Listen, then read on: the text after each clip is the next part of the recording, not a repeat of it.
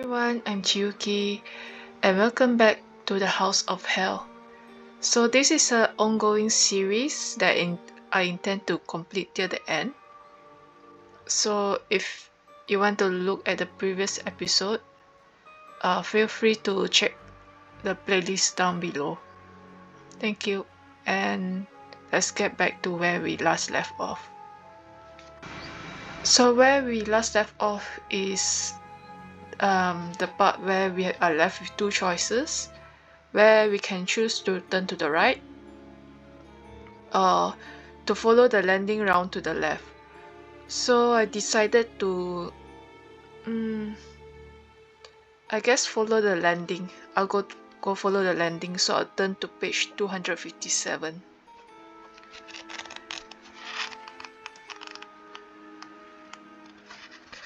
Okay, 257. You consider your best plan as you walk down the passageway. You turn right along the landing and two doors are on your left. The first has Azazel written on its nameplate, and the second Mephisto. Do you want to try either of these rooms? If so, you may enter the Azazel room by turning to 358 or the Mephisto room by turning to 298. Otherwise, you may pass both these rooms and walk along to where the landing turns right by turning to 287. So we got three choices. We got the first one, the Azazel room, the second one, Mephisto room, and then the third one.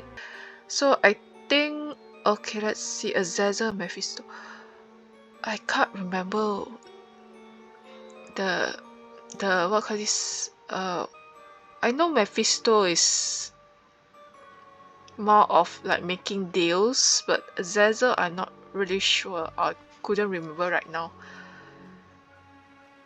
You know what? Let's go to the Mephisto room. So 298. Hopefully I don't regret this decision. Okay.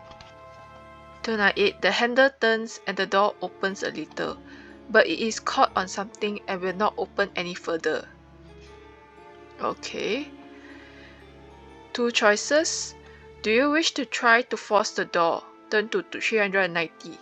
Or will you leave it and continue along the landing? Turn to 287. So they're asking us to turn back. I'm not going to try to force the door actually, because I feel like this is forcing the door might be a bad idea. So I think I'm going to. Should I try? I feel like the temptation to open the door is there. But last time I did that, like playing safe, it screwed me over really badly.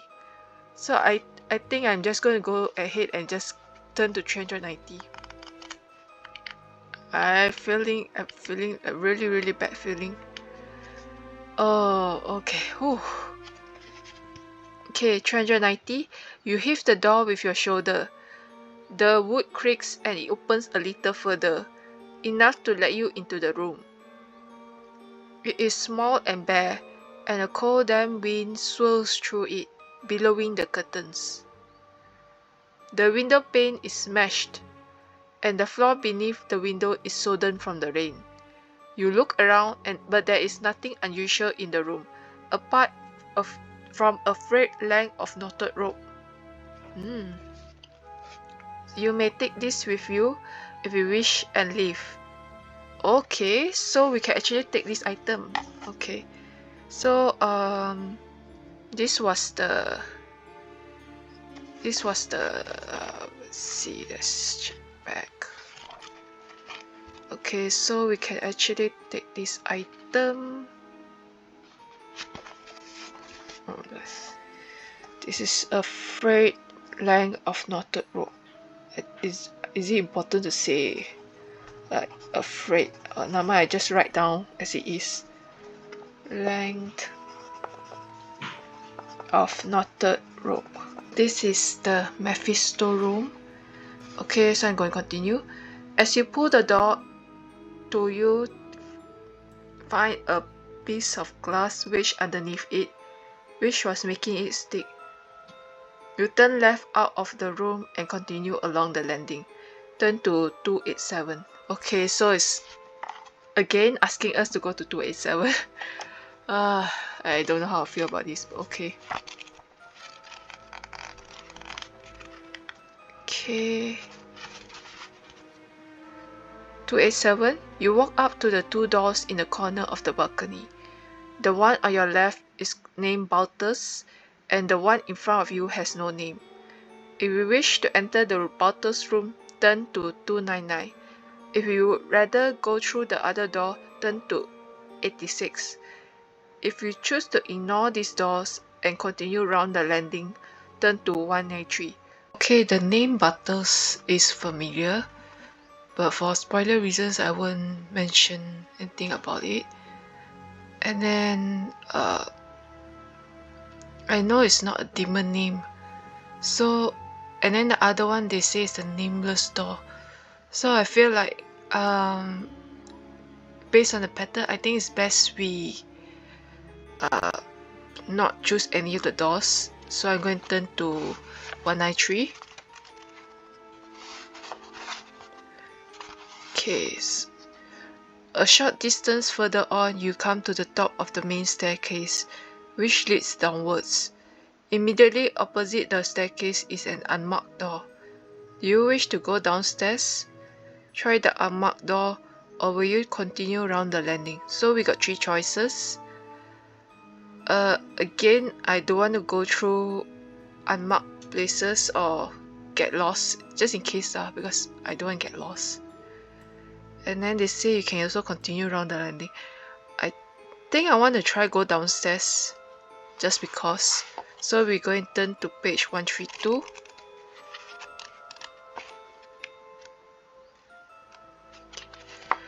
And then you walk down the stairs cautiously, looking in every direction. There is no one about. In the hallway below, you may choose to try either a door on the left, a door on the right, or you can walk up to the front door and open it. So we got three choices here. We got the door on the left, the door on the right, and you can walk up the front door. Okay, I feel like the front door would be a trap. Like, the front door is the entrance to the house. I feel it's not going to let us escape very easily.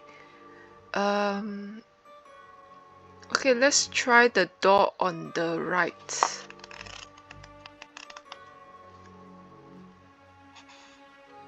Oh, okay. They say the door is locked. You may either try the door opposite or creep back along the hallway. Okay, okay, let's try not to. Oh, we don't even got the option to open the door. So, okay, let's try the opposite door then. Oh, that's so interesting. They don't let us in.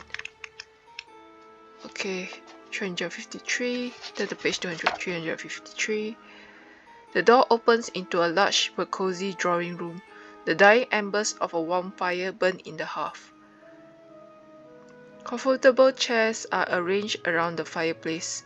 Two glasses and a decanter stand on glass-top table between the chairs. There are plants in tall stands on either sides of the windows, and there is another dog next to the one you came in. Do you wish to explore the room further, leave through the other door, or will you have a little tipple from the decanter? Okay, so we got three choices. You can explore the room, leave through the other door, or have a little tipple. I think I'm going to explore the room. So turn to 119.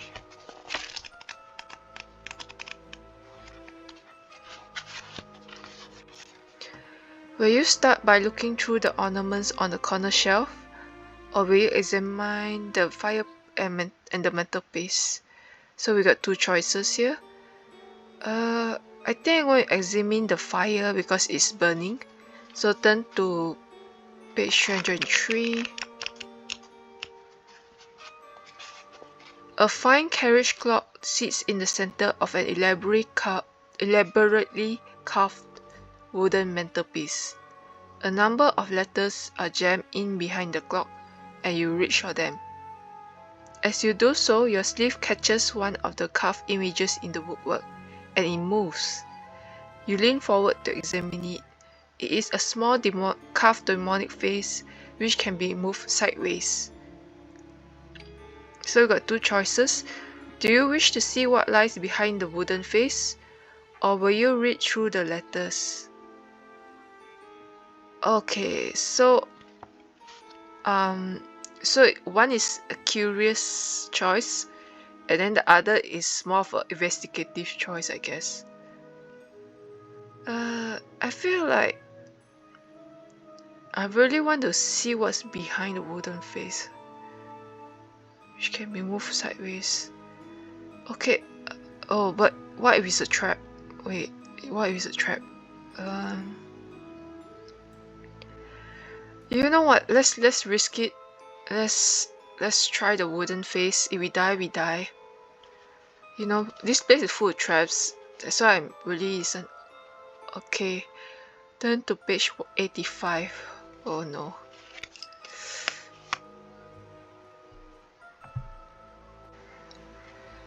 The little carving moves to reveal a button set in the mantelpiece behind it. You consider whether or not to press the button. As you are deep in thought, you do not notice what is happening to the fire. In the grate, the fire has come back to life. Strong flames are licking the chimney, and considerable heat is being given off. You feel the heat and step backwards.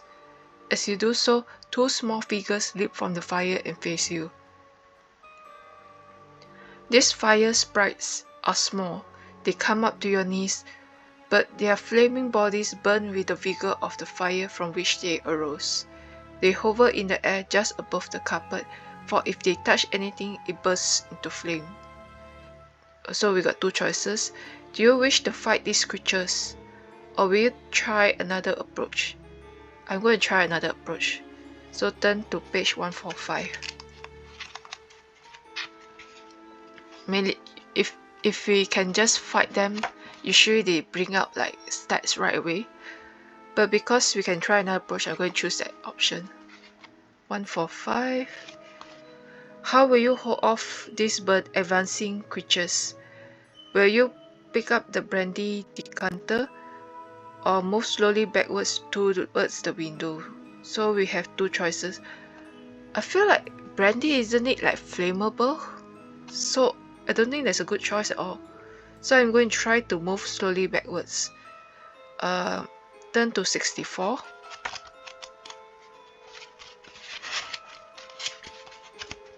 Okay. The fire sprites follow you as you back towards the window. Pretending to be terrified, you make for one of the plant pot stands and attempt to hide behind it. But when the sprites are near enough, you strike. Grabbing the large plant pot on top of the stand, you hurl the contents over the little creatures. The soil covers them and douses their flames. In an instant, they have disappeared. Turn to 375. Okay, so we got rid of them, I guess. At least we don't really have to fight them. Okay. You step back up to the fireplace and examine the secret button again. Will you press it or will you leave the drawing room?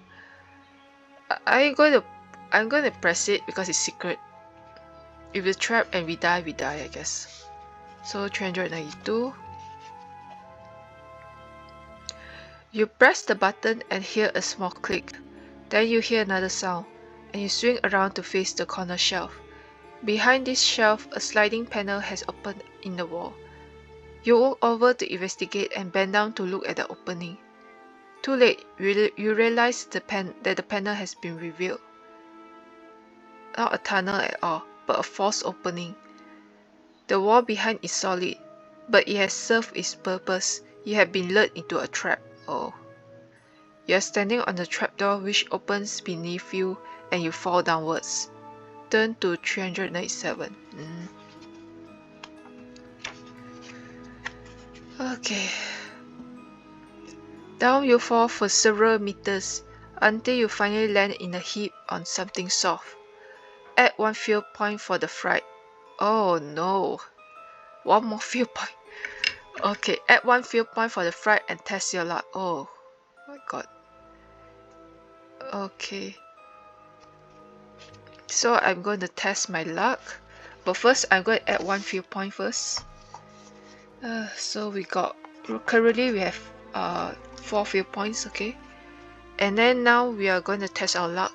So in order to test our luck, I believe you have to, yeah, you have to roll 2 die. If the number rolled is equal to less than your current luck score, my current luck score is 8, you have been lucky. If the number is rolled is higher than your current luck, you have been unlucky. Okay, so I just need to roll 2 die, that hopefully that it is below the number 8. So let's roll. Oh, very close. We got a 7. So actually we have been lucky. So if you are lucky, you are unhurt. If you are unlucky, you have twisted your wrist, deduct 1 skill point. So because you are lucky, we are unhurt. We didn't get any more damage from this choice. Okay, so because we test our luck, we now have to also do this. Okay. Each time you test your luck, you must subtract 1 point for your current luck score. So the more you rely on luck, the more risky this becomes. So because we just test our luck, we are going to minus, and then our luck is currently from 8 it becomes 7 because minus 1. Okay, so I'm going to make an adjustment.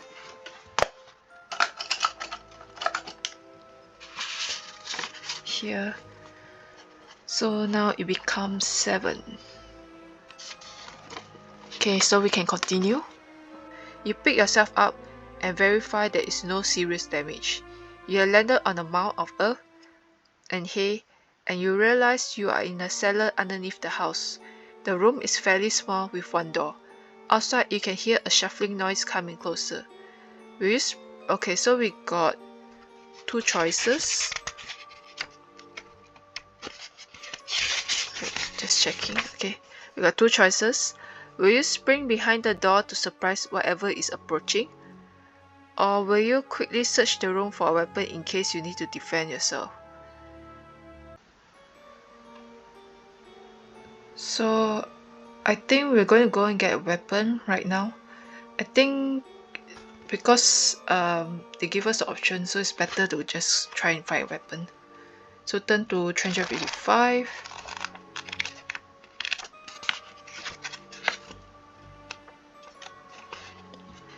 You grope around in the blackness and find nothing. If you wish, you may test your luck. Okay, so can test my luck if I want. If you are lucky, turn to 50. If you are unlucky, turn to 340. Otherwise, you can wait to see whether the approaching figure will be able to help you. I'm going to test my luck. Yeah. So in order to test our luck, let me check. Okay. So I have to roll 2 dice. If the number rolled is equal or less to your current luck score, you have been lucky. If a number rolled higher than your current luck score, you have been unlucky. Okay, so because of the previous test of luck, our current luck score is 7. So we're going to roll. And we got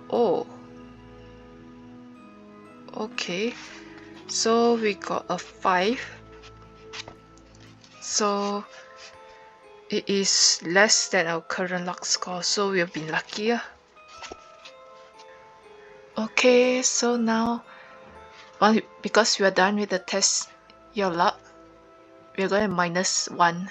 So our current luck is now 6.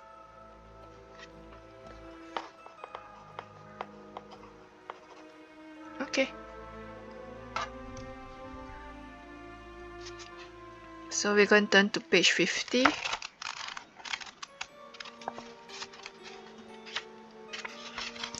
Okay, your groping hand touches a piece of wood. You feel it and find that it's the length of a branch about the size of a baseball bat. If you use this in a fight, it will count as a weapon at 3 skill points. Okay. we're going to add this. We're going to write it in.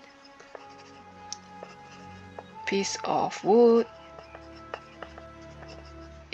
Plus 3 skill. And then we're going to adjust our skill as well. So it'll be 8 plus the 3 from our weapon. Now it's 11. Our current skill is 11. And then back to the story. Now you must return to the matter of your visitor. You got 2 choices. Will you attack as soon as the door opens, or will you keep the stick hidden and wait to see what comes through the door? I think I'm gonna be a bit cautious lah. So will you keep the stick hidden and wait just to see what comes through the door? I think I'm going to keep the stick hidden and wait, just in case it's something that we cannot really handle. So turn to page 263. You step into a corner of the room and wait. The door opens slowly and a small stocky man enters. His face is dumpy and dirty and he appears to be bent double. He squints into the room. So we got 2 choices. Will you step forward and greet the man, or leap across the room and attack? Bent double, I think we met this guy before. But he didn't see us, so okay, let's be nicer to him. Let's be nicer to him, so let's just greet the guy. Even though we like lock him back then. I believe we lock him back then. Okay. So turn to 367. It's just trial. Trial, isn't it? You cough lightly and step forward. The man turns towards you and jumps back, startled. You apologize for frightening him and explain your situation. He eyes you suspiciously and calms down, saying, "Of course I'll help you. Follow me." As he turns and walks through the door, you can see that he's not bent over double, but has a hunchback. You follow him from the room. Turn to 210.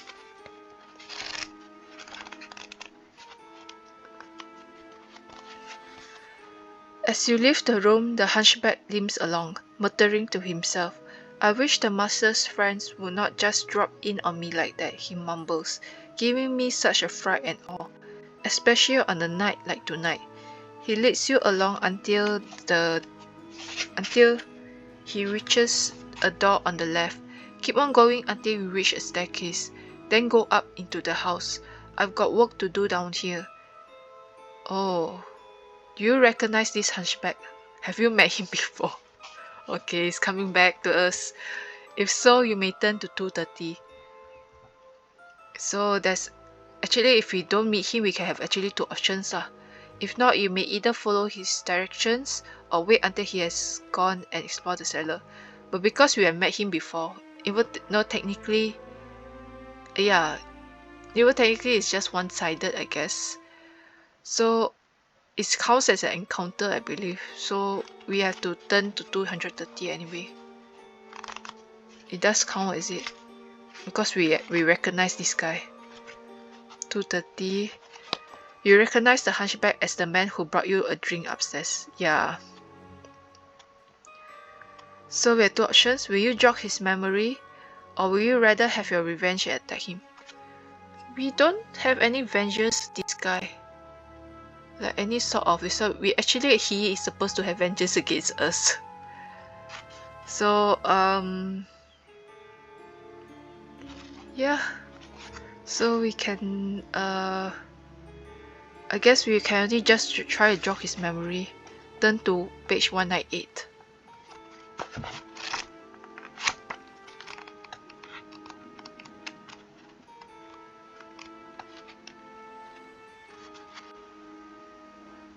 The dull-witted hunchback seems to vaguely remember your face. You start to chat to him and find that he's quite flattered that someone wants to talk to him. He tells you his name is Sheko, and he lives in the cellars beneath the house. So we got 2 options, 2 choices. Do you wish to ask him about the secrets of the cellars, or if you have any brandy with you, you may pull it out and offer him a drink. So we don't have brandy. So the only option we can choose is to just ask him. So turn to 18.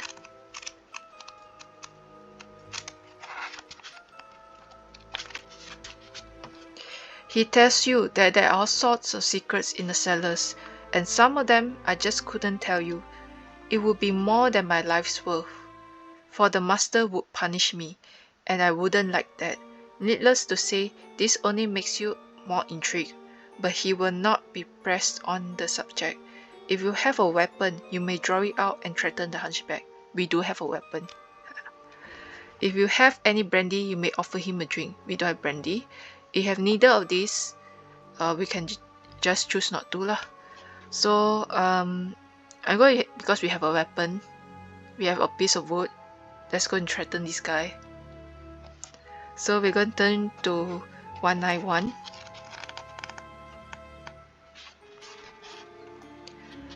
As you pull out your weapon, he steps backwards in fear. You demand that he tells you the secret of the cellars. Alright, he pleads, I'll tell you. But I will be in terrible trouble if the master finds out that I am giving away his secrets. You tell him that he will be even worse trouble if he doesn't tell you what you want to know. The cellar rooms, he starts, are connected by secret doors. Some of these are simply hidden, but a few, the most important ones, need a password to open them. The master keeps on changing the passwords to keep his secrets safe. You ask him what the current password is, but he says he doesn't know. You threaten him again and he starts to fight. Okay, so our first fight. So the hunchback has a skill of 7 and a stamina of 7. Okay. Oh, they say when you have inflicted your first wound on him, so it doesn't have to be a full fight. I think as long as we hurt him once, we just immediately turn the page. So in order to do the fight, we have to let me check. Okay, so for him, he starts first. The hunchback starts first. Roll 2 dice for this creature. At its skill score, this total is his attack strength. Okay, I'm going to roll 2 dice for the hunchback. And he got a 4 and a 1, so it's 5. So adds to his skill score. 5 plus 7 is 12. Okay, then 12 is attack strength. So now I have to roll 2 dice for myself. We got a 3 and a 4, so it's a 7. So add to your current skill. So my current skill is 11 because of the weapon, so we got 11. So altogether we got 11 plus 7, so we got 18, right? So we definitely defeat this guy. So when you have inflicted your first wound on him, turn to 284. So we're turning the page to 284. The hunchback cringes as you strike him. Enough, mercy, please, I'll tell you the password. It is Pravemi, a member of the Earl's family or something. Now leave me alone. So I'm going to write down Pravemi, family member of the Earl. And then I got this from the hunchback. Shiko hunchback. Okay.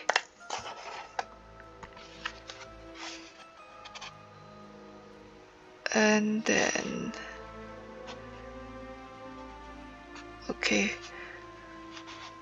You step back from the miserable creature. Shiko scampers off through the door in the left-hand wall and leaves you alone. So we got 2 choices. Will you walk on along the passage, or will you prefer to explore the area around? I'm going to explore the area. So I'm going to turn to page 166.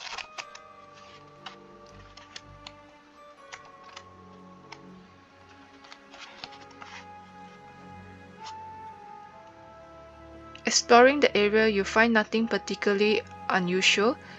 You see a wooden door on the left of the passageway, which you may try, or you can walk a little further up and try another door in the right hand wall if you prefer to ignore the doors and continue up the passageway. You turn to 91. So we got three options. We can open the wooden door on the left, we can open the right hand wall door, or we can just ignore these doors. I think I'm going to go on the door on the left. So turn to page 221. You can hear gruff noises coming from within the room. Whoever and whatever is in there certainly doesn't sound too friendly. So we got three options. Will you try the door anyway? Or will you open the door in the wall opposite? Or continue along the passageway? So I feel like we have a weapon, so I mean high risk, high gain, right? So I think we're going to try the door anyway. Turn to 344.